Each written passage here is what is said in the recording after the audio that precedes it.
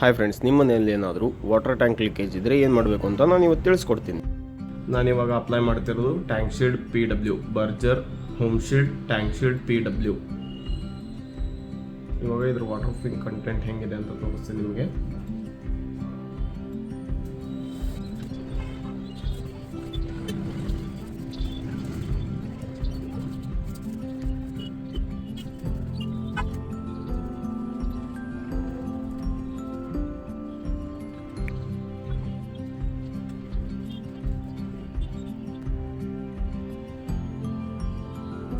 Complete ಆಗಿ 1 coat application ಮಾಡಿದೆ ನಾನು. ನೆಕ್ಸ್ಟ್ 4 to 6 ಅವರ್ಸ್ ಬಿಟ್ಟು ಸೆಕೆಂಡ್ ಕೋಟ್ ಅಪ್ಲಿಕೇಶನ್ ಮಾಡಬೇಕು. ನೋಡಿದ್ರಲ್ಲ, ನಿನ್ನೆ ನಾನು 1 ಕೋಟ್ ಅಪ್ಲೈ ಮಾಡಿದ್ದೆ. ಇವತ್ತು ನಾನು 2ನೇ ಕೋಟ್ ಅಪ್ಲೈ ಮಾಡ್ತಿದ್ದೀನಿ. ಇದು ಬಂದು tank shield PW Berger home shield tank shield PW.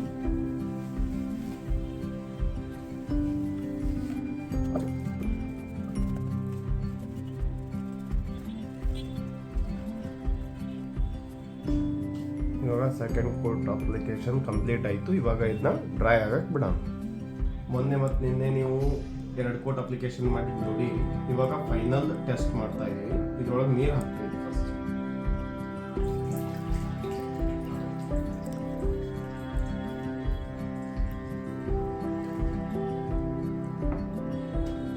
ಇದು ನಾವು ಮಾಡಿರೋ ಟೆಸ್ಟಲ್ಲಿ ಸಕ್ಸಸ್ ಆಗಿದೆ.